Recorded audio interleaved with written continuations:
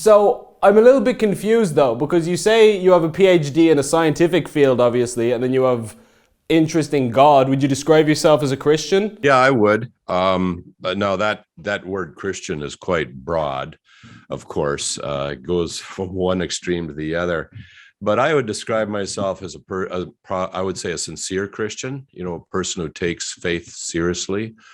And even in philosophy, I found that master's in philosophy handy as well, because one of the professors told me when he found out, it was actually an atheist professor, he says, "Oh, you're going to lose your faith in philosophy." And I found it was quite the opposite. I just thoroughly enjoyed it. I just love intellectual challenges and working through things. Well, that's exactly what I was going to ask about, because there's lots of people in today's society who would say that you have religion on one end of a spectrum and then science and reason and philosophy on the other, and that religion is sort of superstition, and that nobody who was interested or adept in science could also hold religious views. This is a common belief I'd find among a lot of people in society today. What would you say to somebody who said that to you? Well, I think there are issues on both sides. I mean, certainly religious people are not all, intellectual people thinking through things critically and rationally.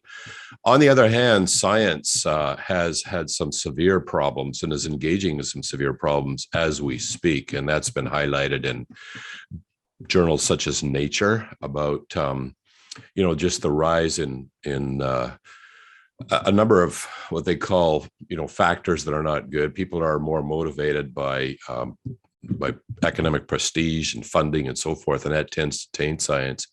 So I think if we analyze both ends, but and I don't even call them both ends because I'm both, and I would say there is the golden aspect of science, which is more experimental science, and then there's more inferential science, where we begin to infer conclusions from data that we actually have, but the conclusions themselves can't be tested. And then finally, we have at the far end fantasy science, and that's been called out by even several articles in Nature and New Scientist, when that includes things like string theory, multiverse theory, and so forth. But in the religious end of things, we have also just a wide variety of even notions of what faith is, from a blind leap in the dark, which I don't think is good at all, to a rationally based faith. And so I would tend to see myself as hopefully rationally based faith.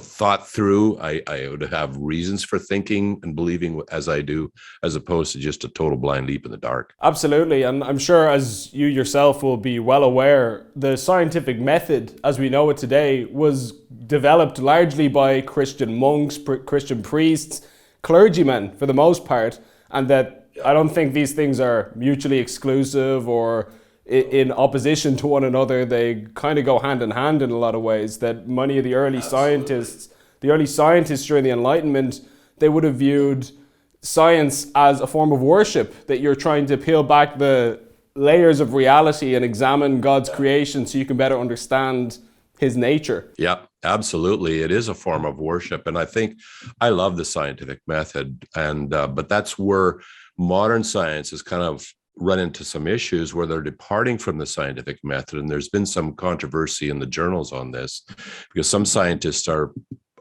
advancing this idea that science does not necessarily have to be testable or verifiable. And when you abandon testability and verifiability, you then start moving into the realm of fantasy and inference and creative storytelling and so forth.